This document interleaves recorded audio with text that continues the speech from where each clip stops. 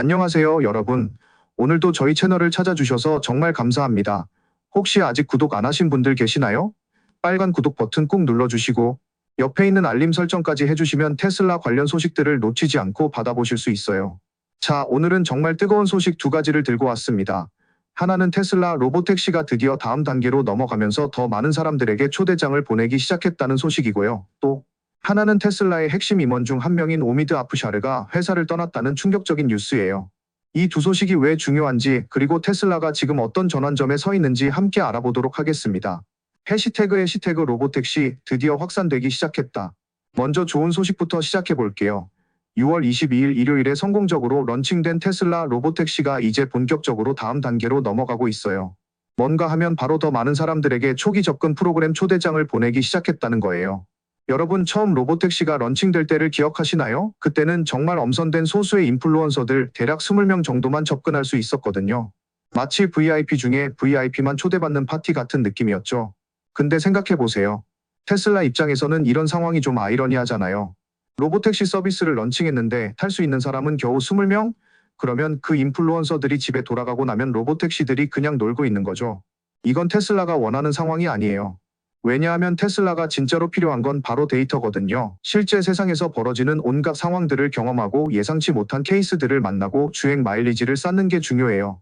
마치 우리가 운전을 배울 때 연습장에서만 돌다가 실제 도로로 나가면 당황하는 것과 비슷한 이치죠. 그래서 테슬라가 두 번째 대규모 초대장 발송을 시작한 거예요. 하지만 여전히 완전히 대중에게 개방한 건 아니고 테슬라를 잘 알고 사랑하는 커뮤니티 멤버들을 중심으로 신중하게 확대하고 있어요. 이게 정말 똑똑한 전략인 게, 갑자기 모든 사람에게 열어주면 현재 약 10대 정도의 작은 초기 플릿으로는 감당이 안 되거든요. 상상해보세요. 오스틴 전체 시민들이 갑자기 로보택시를 타겠다고 앱을 켜면 어떻게 될까요? 완전 대혼란이 벌어질 거예요. 해시태그 다음 단계는 오스틴 시민들? 그런데 여기서 재미있는 건 테슬라의 다음 계획이에요. 현재는 신뢰할 수 있는 커뮤니티 멤버들에게만 초대장을 보내고 있지만 다음 단계에서는 오스틴 지역의 테슬라 오너들에게 접근을 허용할 가능성이 높아요. 이게 정말 중요한 이유가 뭐냐면, 오스틴 테슬라 오너들은 이미 테슬라 생태계에 익숙한 사람들이잖아요. FSD도 써봤을 테고 테슬라의 기술에 대한 이해도가 높을 거예요. 그리고 무엇보다 지역 주민이니까 지속적으로 서비스를 이용할 가능성이 높죠. 이렇게 단계적으로 확대하면서 테슬라는 로보택시 앱의 성능, 고객 지원 서비스, 그리고 필요할 때 원격으로 차량을 컨트롤하는 기능 같은 로보택시만의 독특한 기능들을 계속 테스트하고 개선할 수 있어요. 해시태그 테슬라의 자신감 표현. 그런데 여러분, 이번 확대 자체가 사실 테슬라의 자신감을 보여주는 신호라고 생각해요. 왜냐하면 처음 런칭에서 뭔가 큰 문제가 있었다면 이렇게 빨리 확대에 나서지 않았을 거거든요. 물론 테슬라는 이미 오스틴 지역에서 FSD를 사용하는 테슬라 오너들로부터 엄청난 양의 데이터를 수집하고 있어요. 하지만 로보택시는 일반적인 FSD와는 다른 특별한 기능들이 있어서 이런 부분들을 계속 테스트해야 하는 거죠. 전문가들은 완전한 대중 공개까지는 아직 몇 달 더 걸릴 것으로 예상하고 있어요. 하지만 이런 체계적인 확대 과정을 통해 앞으로 몇 주 안에 더 많은 사용자들이 로보택시 네트워크에 접근할 수 있게 될 것 같아요. 여러분, 잠깐만요. 혹시 이 영상이 도움이 되고 있다면 좋아요 버튼 한번 눌러주세요. 여러분의 좋아요가 저에게 정말 큰 힘이 됩니다. 해시태그 충격적인 소식, 핵심 임원의 퇴사. 자, 이제 좀 더 무거운 소식으로 넘어가 볼게요. 바로 테슬라의 핵심 임원 중 한 명인 오미드 아프샤르가 회사를 떠났다는 뉴스예요. 오미드 아프샤르가 누구냐고요? 이 사람은 일론 머스크의 오른팔이라고 불릴 정도로 중요한 인물이었어요. 공식 직함은 북미와 유럽 운영 책임자였는데 사실상 일론 머스크의 문제 해결사 역할을 했던 사람이에요. 뭔가 문제가 생기면 일론이 아프샤르 이거 해결해 라고 하면 뚝딱뚝딱 해결해주는 그런 사람이었거든요. 마치 만능 도구 같은 존재였죠. 그런데 이분이 갑자기 회사를 떠났어요. 포브스와 블룸버그 같은 주요 언론에서 보도했는데 해고되었다는 소식과 자발적으로 떠났다는 소식이 엇갈리고 있어요. 해시태그 연이은 고위급 퇴사의 의미. 더 심각한 건 이게 이번 달 두 번째 고위급 퇴사라는 거예요. 이미 테슬라 옵티머스 팀의 리더였던 밀란 코바치도 이번 달에 떠났거든요. 이런 상황을 보면서 뭔가 테슬라 내부에서 큰 변화가 일어나고 있다는 걸 느낄 수 있어요. 특히 일론 머스크가 최근 테슬라에 풀타임으로 복귀한 것과 맞물려서 보면 뭔가 전환기의 압박감 같은 게 느껴져요. 그런데 여기서 중요한 질문이 하나 생겨요. 테슬라가 지금 어떤 전환을 겪고 있는 걸까요? 해시태그 테슬라의 정체성 위기. 바로 이거예요. 테슬라가 세계 최대 전기차 회사에서 AI와 로보틱스 중심 회사로 변신하려고 하고 있거든요. 이건 몇 년 전부터 일론 머스크가 계속 말해왔던 비전이에요. 자율주행차와 휴머노이드 로봇으로 움직이는 미래를 만들겠다는 거죠. 그런데 이게 말처럼 쉬운 일이 아니에요. 실제 세상에서 작동하는 AI를 만드는 건 정말 어려운 도전이거든요. 해시태그 두 가지 상반된 시나리오. 아프샤르의 퇴사를 둘러싸고 두 가지 완전히 다른 시나리오가 나오고 있어요. 첫 번째 시나리오는 포브스 보도에 근거한 건데 아프샤르가 테슬라의 현재 판매 부진의 희생양이 되었다는 거예요. 실제로 유럽에서는 5개월 연속 판매가 감소했고 미국에서도 판매가 떨어지고 있어요. 2025년 2분기가 테슬라에게는 정말 힘든 시기였거든요. 여기에 최근 공장 가동 중단 사태도 겹쳤어요. 로보택시가 스포트라이트를 받는 동안 정작 저렴한 모델은 뒷전으로 밀려났고요. 이런 상황에서 핵심 사업을 담당하던 아프샤르가 책임을 지고 물러났다는 해석이에요. 두 번째 시나리오는 완전히 다른 관점이에요. 미션 완수라는 거죠. 실제로 아프샤르는 자신의 갑작스러운 퇴사 직전에 X에서 로보택시 네트워크 성공적인 런칭을 축하하는 메시지를 올렸어요. 그 다음 날에도 축하 메시지를 또 올렸거든요. 그는 일론의 만능 해결사로서 로보택시 프로젝트에 깊이 관여했던 사람이에요.